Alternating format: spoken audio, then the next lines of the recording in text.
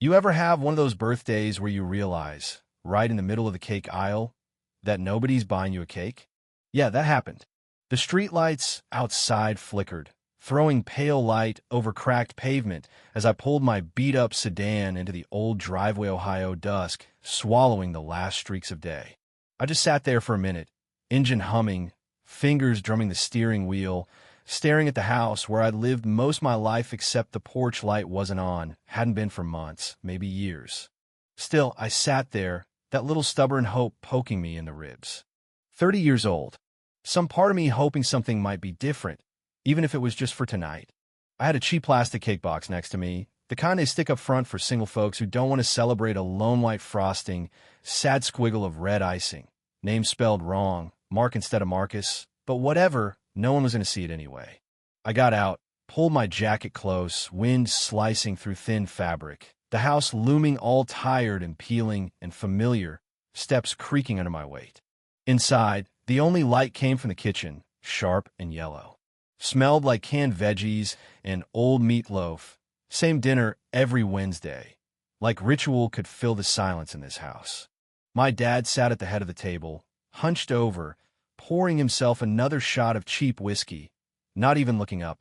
My mom picked at her beans like they might bite her. No happy birthday, no sarcastic joke, just the low hum of the fridge and the sharp clink of forks on plates. I set the cake down, waited for anyone to notice nothing. I started to hang my coat, and that's when Dad finally spoke, voice like cold steel, "You're late." I said I had to stay late at the shop. He grunted, poured another drink, and Mom just kept stirring, eyes glued to her plate. So I sat. Dinner was mechanical scrape, chew, drink, no words, not even the sound of breathing, it seemed. At one point, Dad slammed his fork down. "You're too old to be freeloading. Time you left." Just like that. Didn't register at first. I looked at Mom, hoping for something, anything, but she just stared at her food, lips pressed tight. "I pay the electricity," I said, "the internet, half the mortgage."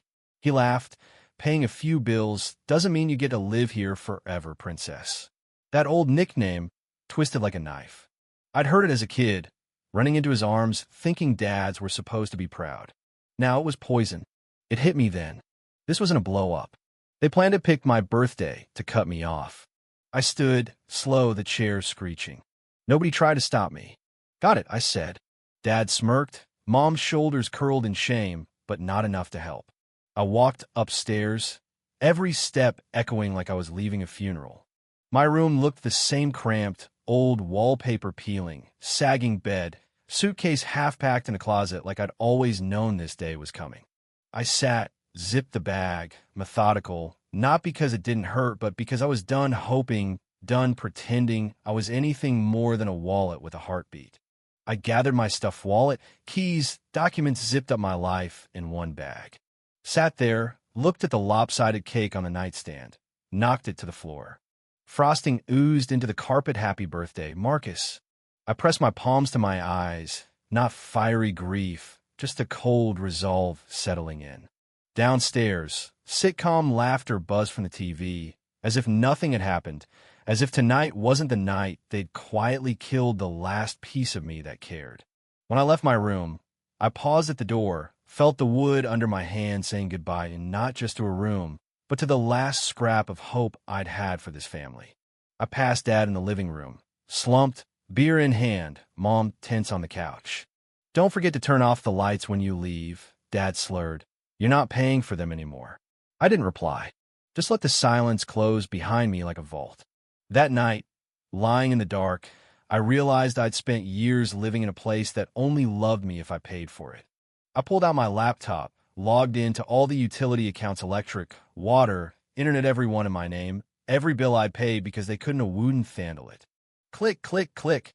Payment methods removed, services set to terminate. Then the bank account frozen, no more withdrawals. I deleted their cars from my insurance, changed my paycheck routing. Every click, a thread cut, every confirmation, a new piece of freedom. My phone buzzed. Nora, a friend who'd always had my back. "You okay?" I didn't answer, not yet. I finished packing, grabbed my last Essentialsa photo with my grandma, my old notebook of dreams, tucked them in the bag. The house outside was quiet except for a bottle clinking somewhere and the TV buzzing to nobody. I left by the back, my suitcase wheeling over the sidewalk to my car parked 2 blocks away. Wasn't about secrecy, just control. I didn't want Dad seeing me leave. Dawn was breaking as I parked outside Nora's apartment. She met me at the door, didn't ask questions, just handed me a blanket and a mug, told me to crash. We'll talk when you're ready. I slept. When I woke up, sunlight was streaming in, but my phone had blown up calls, texts, voicemails. Dad, raging and self-pitying, Mom pleading, distant relatives guilt-tripping me. Then, a screenshot, my parents posting on the town Facebook group, claiming I'd left them starving, playing the abandoned victims. Comments from people I'd never met. Kids these days, so selfish. The betrayal wasn't just in private now. It was public, viral. I started pulling receipts, bills in my name, bank statements, photos fixing the house, texts from Mom asking for cash. I laid it all out, not for revenge, but to make the truth real, even just for myself. As more nasty messages rolled in, I made a decision. I posted my story, receipts attached, no insults, no anger, just the facts. For years, I kept this house afloat. When I got kicked out on my birthday, I left with nothing but the truth. If you want to know who paid, here's the proof. Then I let it be. The next morning, it blew up. Comments poured in, people sharing their own stories, kids used up by families, neighbors remembering me shoveling the driveway alone while Dad yelled from the porch, old teachers who'd watched me work 2 jobs to cover bills.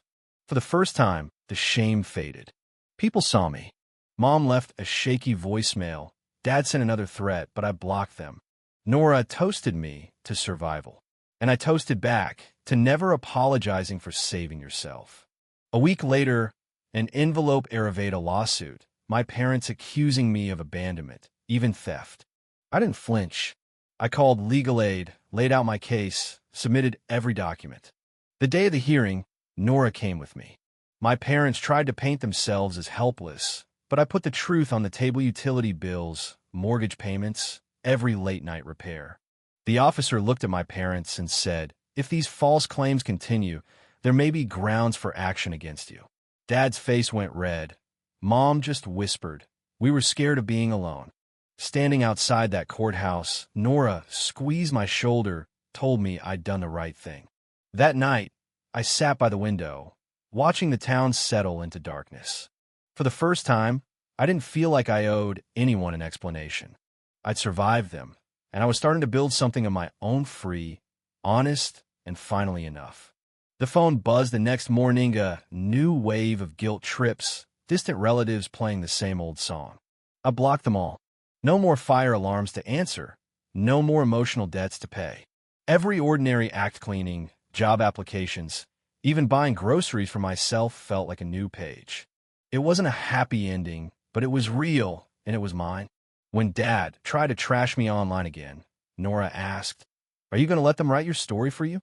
I smiled because this time I wouldn't have to yell. The truth would wait.